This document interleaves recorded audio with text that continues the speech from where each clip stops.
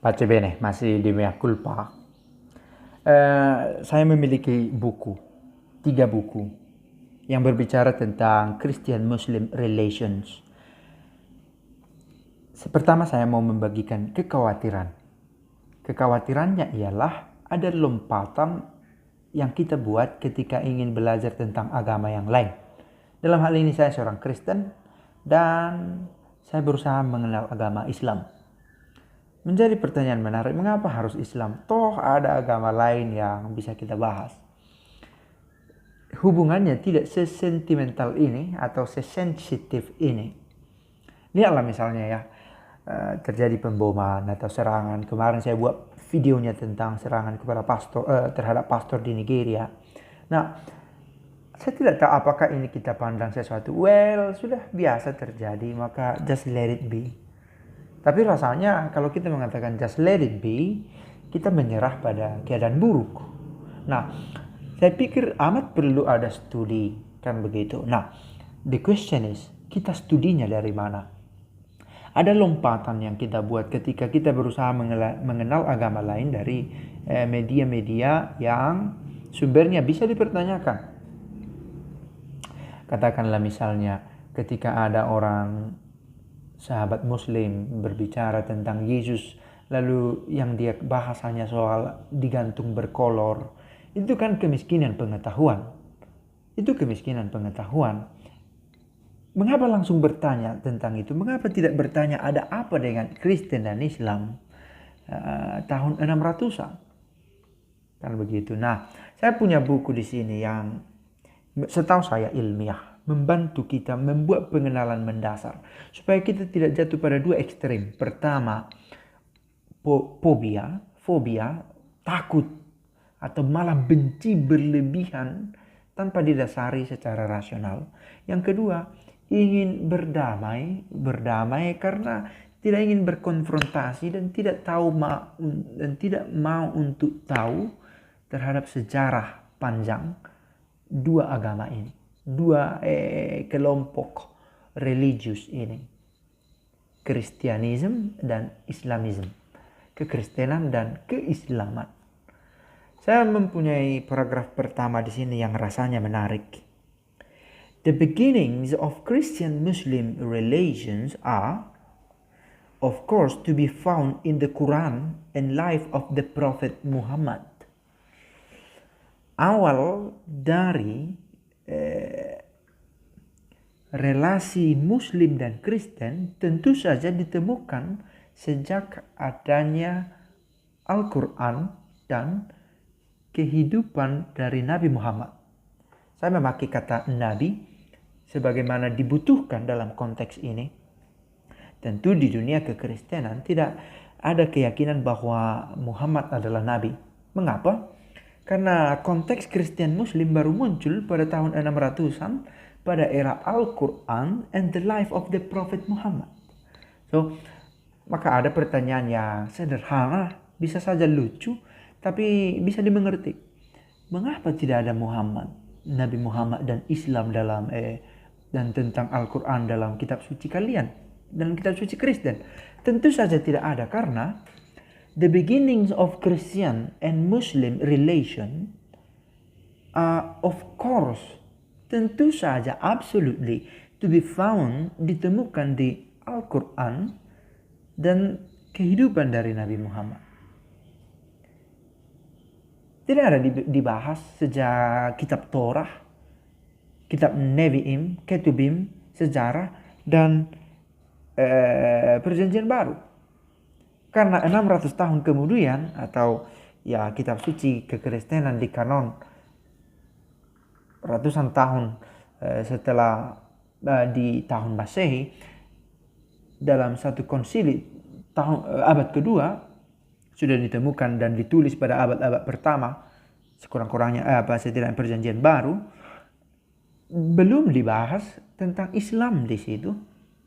Karena sekali lagi relasi Kristen Islam baru dibahas pada Al-Quran. Dan buku yang saya baca ini dibagi dalam 3 jilid, dan yang saya sedang bahas ini adalah jilid pertama yang berbicara tentang hubungan Kristen dan Islam pada tahun 600 sampai 900. Sementara kekristenan sudah dimulai sejak era para rasul. Kan begitu. Kristus sendiri bukan beragama Kristen. Ada yang membahas ini. Ini pun pertanyaan yang bisa lucu, tapi bisa dimengerti. Apakah Yesus itu Kristen? Of course not. Bagaimana Kristen adalah pengikut Kristus menjadi agama Kristus?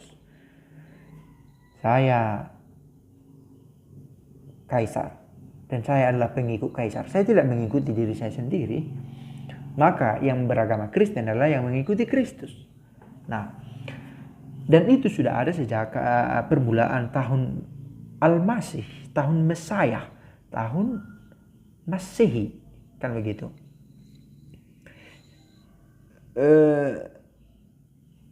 Ada beberapa tulisan yang berbicara tentang ini.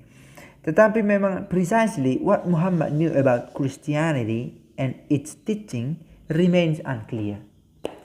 Lebih tepatnya harus dikatakan pemahaman Nabi Muhammad tentang siapa itu Kristen itu tidak sungguh jelas. Tidak sungguh jelas dikatakan ini, dan ini berdasarkan satu studi. Menarik bahwa harus dikatakan buku ini ditulis oleh para scholar, para sejarawan, ilmuwan yang mencoba mendalami hubungan Kristen dan Islam. Termasuk akhirnya mengapa dipakai terminologi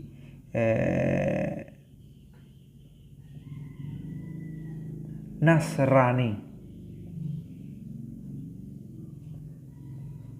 Mengapa dipakai terminologi Nasrani? Dan apakah Nasrani ini persis adalah Kristen yang menganut kekristenan sebagaimana diteruskan sampai sekarang? Dan apakah kekristenan masa sekarang persis dengan kekristenan pada abad-abad pertama? Oh, itu tentu berbeda-beda. Termasuk dengan siapa Kristen yang dikenal oleh Nabi Muhammad sendiri.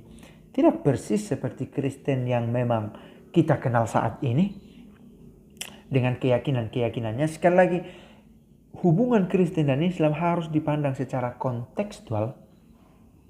Ada apa di tahun 600 sampai 900?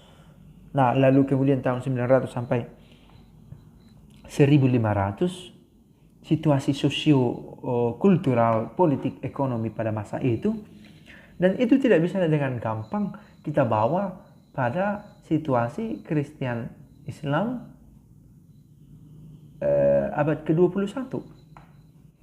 Oke, di bagian awal ini kiranya kita mencoba mengerti bagian bahwa the beginnings, awal mula perbincangan hubungan Kristen dan Islam itu dimulai pada era Al-Quran and the life of the Prophet Muhammad, dan pada masa kehidupan Nabi Muhammad. Maka dengan ini sebenarnya kita secara ilmiah ya, meskipun berdasarkan uraian teologis boleh berkata Islam sudah ada sejak awal mula penciptaan. Tetapi kita berbicara secara objektif, relasi antara Islam dan Kristen itu baru ada di tahun 600-an.